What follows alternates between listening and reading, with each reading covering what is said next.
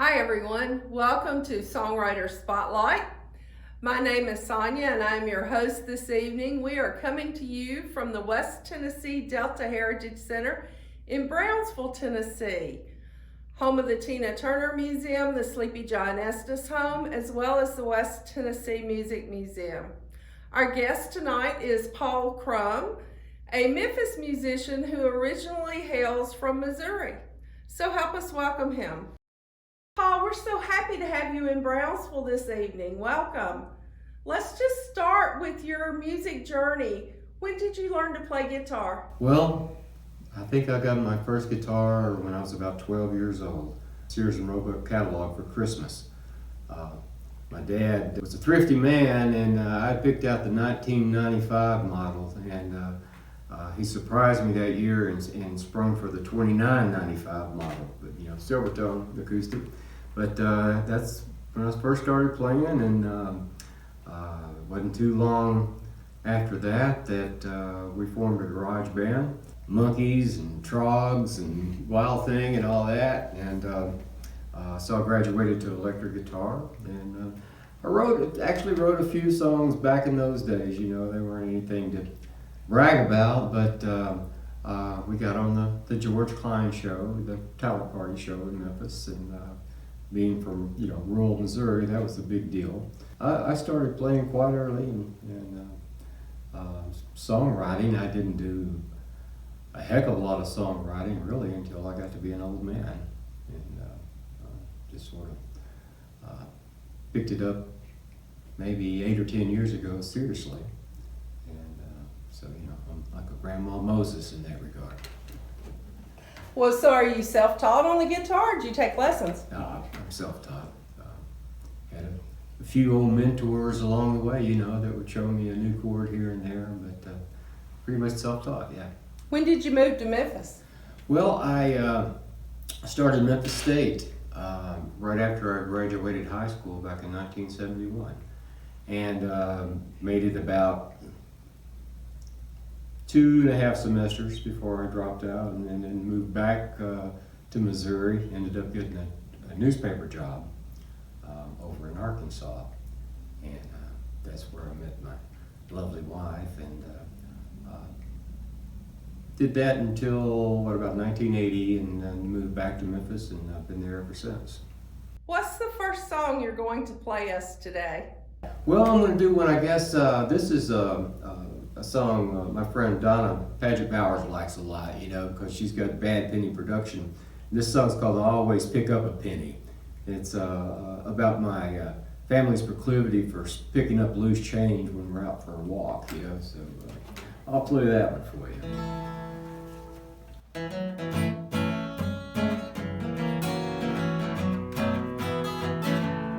Well, I always pick up a penny every time I see one laying around, and it makes no difference to me if it lands heads up or heads down.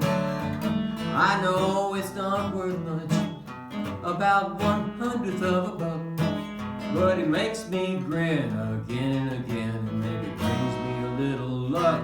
Well, I always pick up a penny every time I see one laying around.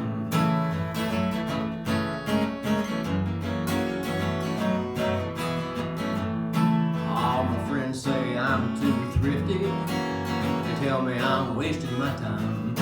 It's not worth it to stoop and bend over, they say, for anything less than a dime. I reply, it don't matter if that copy don't shine, cause I get a little exercise and make the same money by repeating the action 10 times. Well, I always pick up a penny every time I see one laying around. 5 pennies in a nickel, 10 pennies in a dime, there's 25 in 2 bits.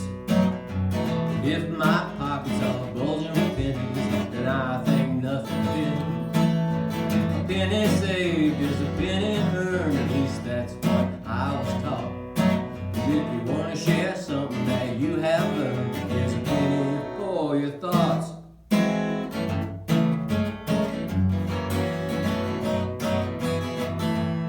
I got pennies up in my attic, people and a coffee can.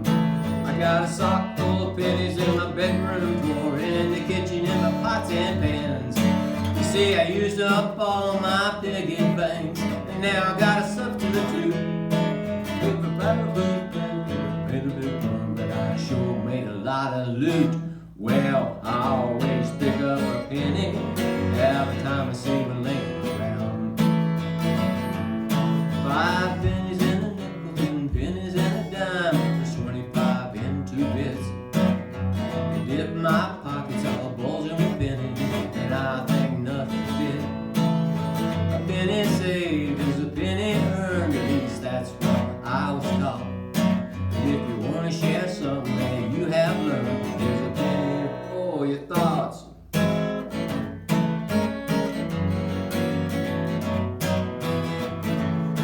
Well, if I found 100 billion pennies, I suppose I'd be a millionaire. I'd take them all down to the bank to deposit, need a truck to get them all there. And I suppose I would be nice and roll them in a little red paper sleeve. 'Cause if I pile them up loose on the counter, they would politely ask me to leave. Well, I always pick up a penny every time I see one laying around. Yeah, I always pick up a penny every time I see one laying around.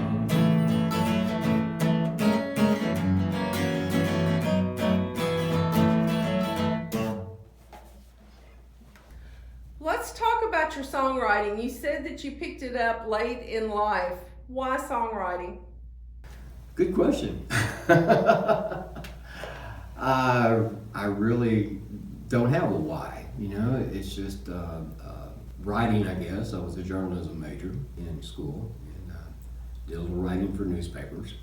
But, you know, there's really, I can't point to any reason that I wanted to write songs other than I enjoyed music, you know.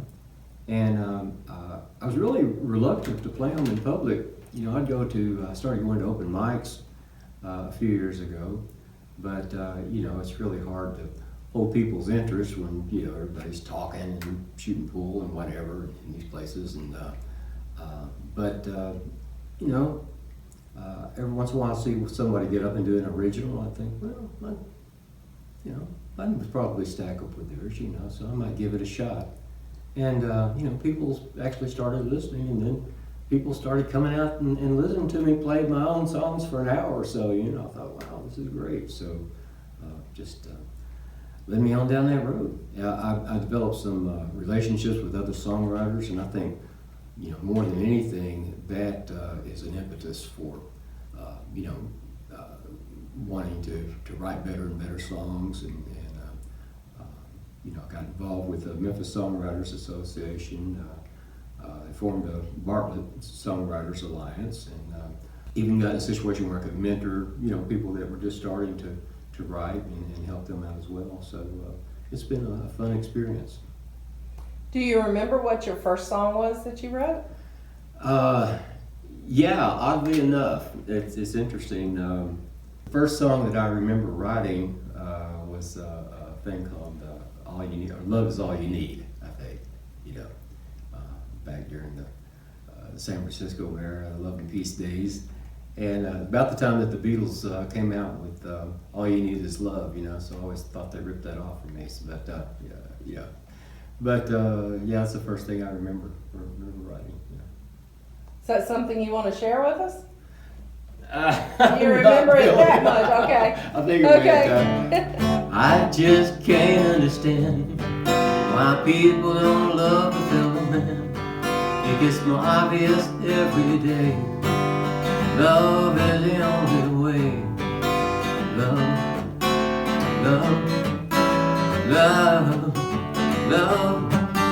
in this world today. Love is the only way. I can't believe I just did that.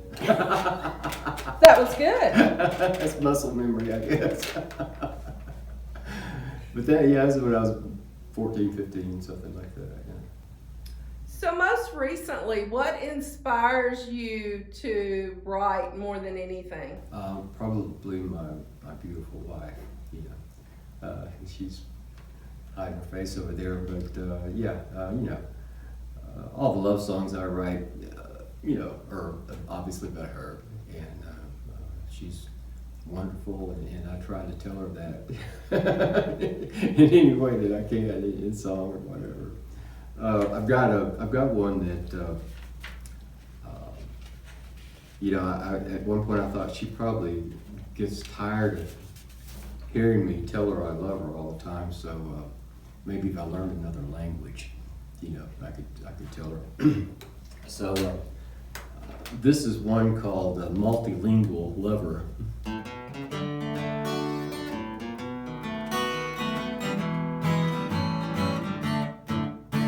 When you get tired and weary of me saying that I love you, I will learn another language you speak.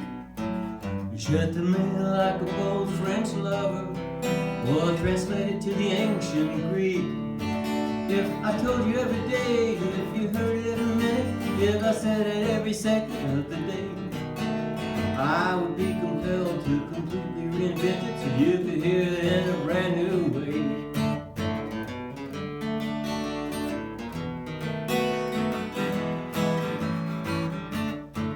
Speak the language of romance, like in the south of France, in an accent like Marie Chevalier. I say it in Swahili that I really, really, really be with you night and day. Yeah, I could be smooth as satin, I could brush up on my Latin, like Caesar to Cleopatra the queen. And you will soon discover I'm your multilingual lover, the words would never sound routine.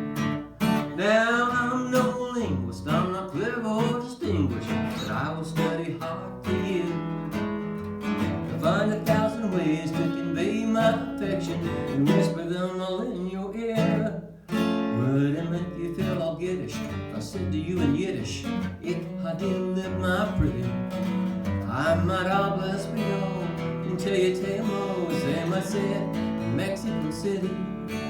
I could travel to Tibet and wear a funny hat and climb atop the Himalayas, so I could shout it from above that you're the one I love, in all the different ways I could say it.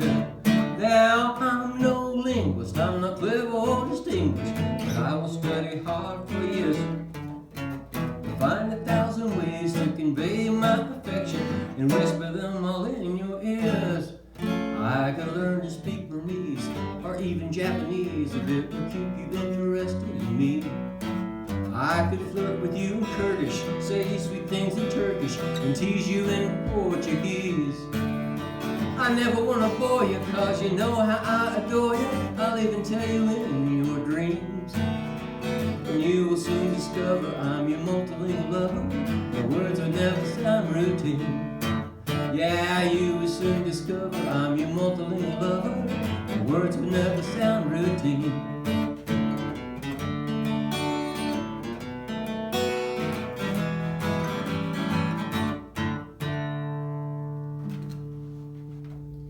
You mentioned that you and your wife have worked together for a number of years. How does that work out? Surprisingly well. She's has such a pleasant demeanor, that she puts up with, I guess, my occasional outbursts, but I've certainly mellowed over the years, so hopefully those aren't as frequent as it was in the beginning. But she's extremely tolerant of me, and we get along quite well together. And it is pretty remarkable that we work 3 or 4 feet away from each other every day, and have for 22 years, and still go home together at night. And we enjoy going out together. She likes to go out to all the songwriting gigs that I do, and we just enjoy being together. So it's been a great experience. It's just something that I think a lot of couples don't have, because they don't share their work day and their time at home as well. Does she ever co-write with you? No. I think she maybe inadvertently gives me an idea occasionally without meaning to. But no, I can't say that you've ever co-written. Like I say, she's certainly inspired a lot of songs, and she's like I said, made a remark here and there that it has turned into a song. What about other inspiration for your music? Well, I find I could observe someone or a situation and just make up an entire scenario in my mind that will turn into a song. Like for instance, I was driving to work one morning and I saw a locksmith van in someone's driveway. So I immediately thought, yeah, she's changing the locks on the doors, you know. So I came up with this song called "Honey, I Can Take a Hint."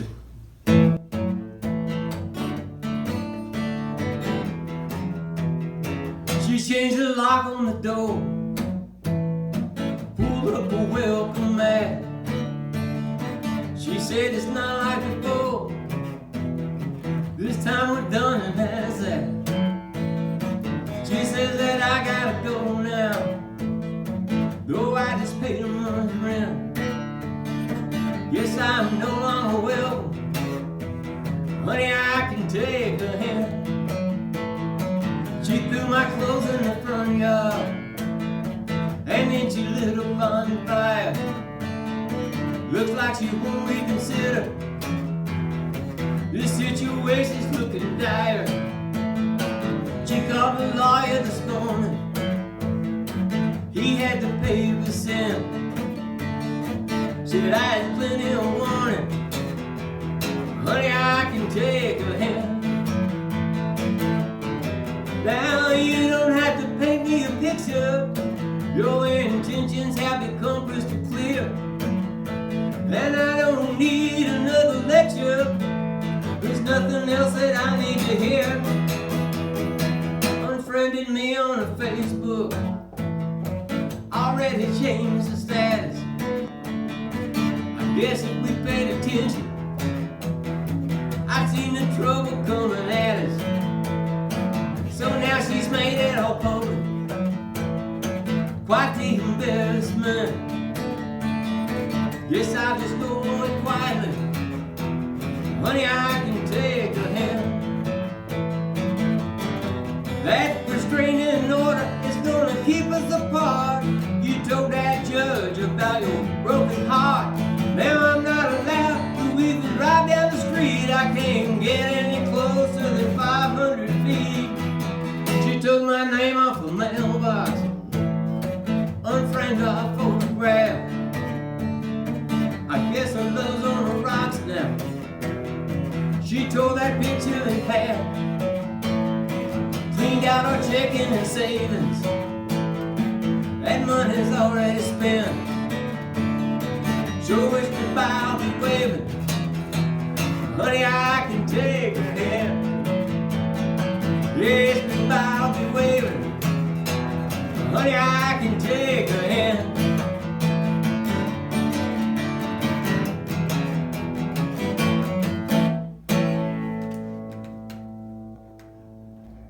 Your music to me has kind of a rocking feel, you know, sounds like rock and roll to me in a way. So is there a certain genre or form of music that you try to stay within? I'm all over the place. Okay. I write a few rock and roll songs, I write country songs, and I write a little like that the Penny song and the first two I guess I did that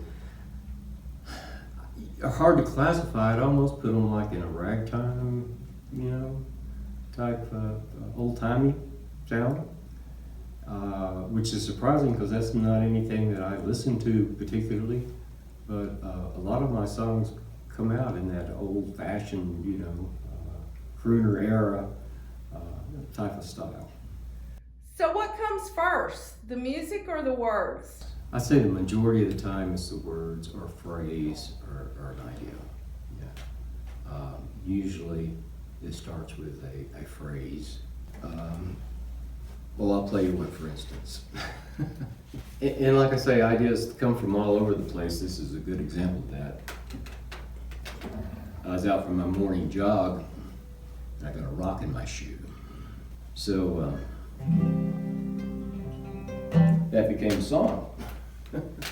And like I say, sometimes they come from the most peculiar of circumstance, and this is a good for instance.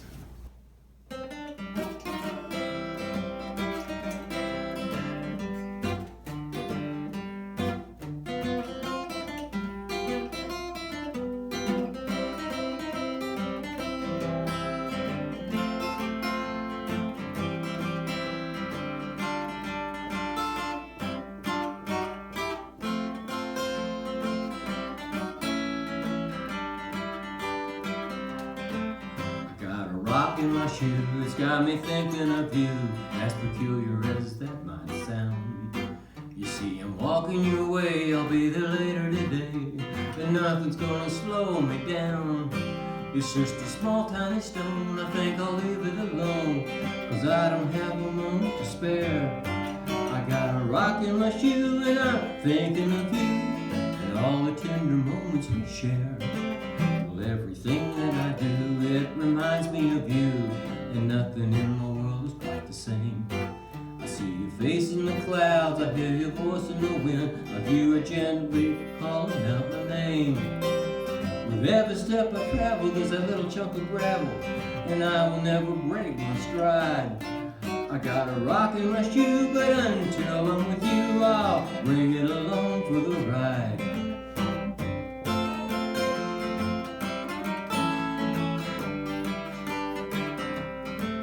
Sometimes it's by my toes, sometimes it's by my heel, sometimes I feel it pressed against my arch. Sometimes I don't know where it goes, and I can barely feel it, so I think I'll just continue on my march. I got a rock in my shoe, what do you think I should do? Well, I suppose I could stop and take a break. Get rid of that rock, remove my shoe and my sock, and give them both a really good shake. Every moment I lose is time that I could be with you, so I think I'll just be on my way. I got a rock in my shoe, it's all the same to you, I'm gonna let it stay there all day.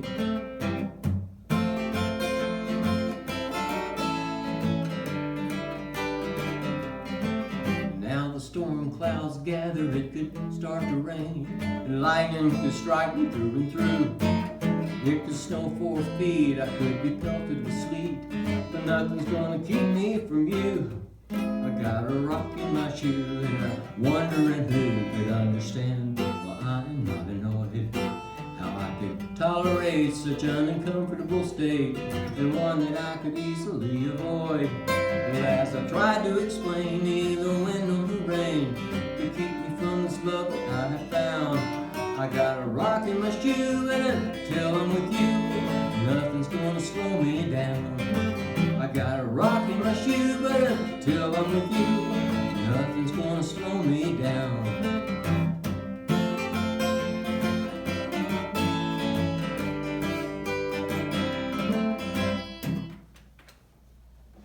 Rock in my shoe. So do you share your music on social media or online somewhere? Where can people go to hear more of your music? I do have a YouTube channel, Paul Crum. There's a few things on it, and on Facebook. People will occasionally post a video. They did that this morning, as a matter of fact. It was something I did last night. Yeah, if you just look up Paul Crum on Facebook, there's not too many Paul Crums around, so I'm not hard to find. And that's usually where you can find it. I'm working on an album right now, and hopefully it'll be out within the next year. Who knows? Knock on wood. It's a long, grueling process, you know. But I keep writing songs, and I think, well, I'd like to put that one on there, you know. But I've already committed to these other 12, so I'm probably going to end up with a 14-song album, something like that, you know.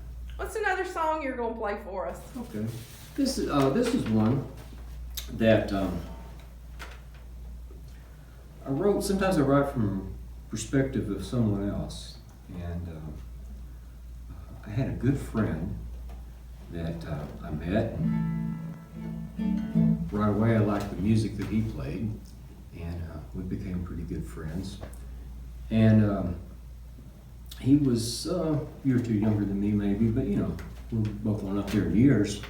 But he found a great love, you know, at this point in his life, and fell in love.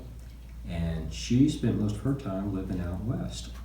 So, guy's name's Paul Jewell. He decided that he would leave his life in Memphis and pursue a new life with her. And so I wrote this. It's called Oregon.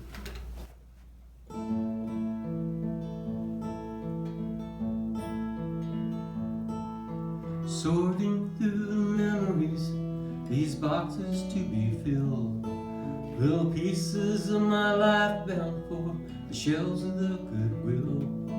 There's treasures and there's trinkets, pictures faded by the sun,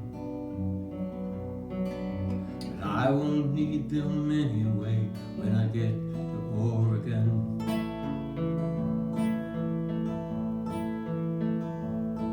Who would have thought so late in life good fortune would come to call? I'll leave behind a little and come to have it all. So I'm writing a new story, this chapter's just begun. Following my heart this time, all the way to Oregon.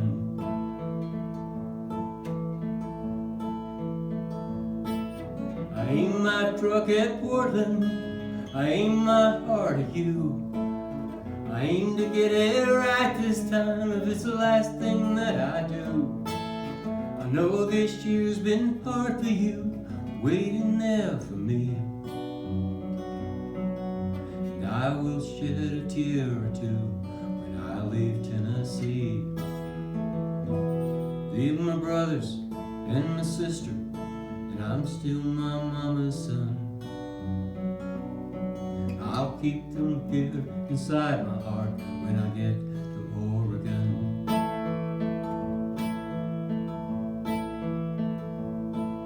We'll have the mountains and the sea, the night sky's full of stars. I'll write 100 songs to you and play on my guitar. And I'll love you like no other, for you're the only one.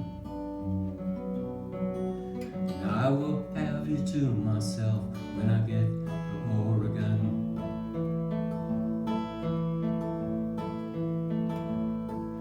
You are my destination, you are my western flower.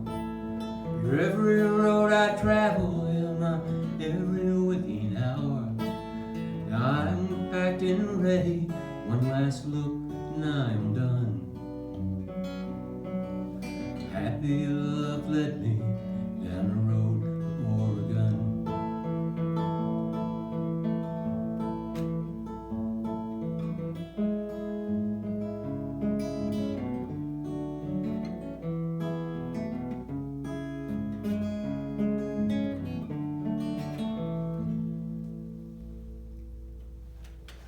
It's been a pleasure to have you join us this evening. I hope that you've enjoyed Paul's music as much as I have, and you'll plan to join us again in 2 weeks for another singer-songwriter spotlight.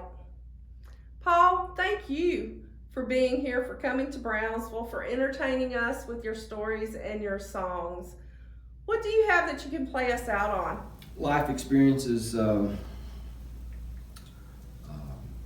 still affect what I think about and what I write. There was one, I lost my mom during, I guess just right before COVID. But, you know, it was about families and the dynamic of trying to get, you know, everybody on the same page. This is called Family Ties. And I usually play a harmonica part on this, but I love my harmonica in Memphis.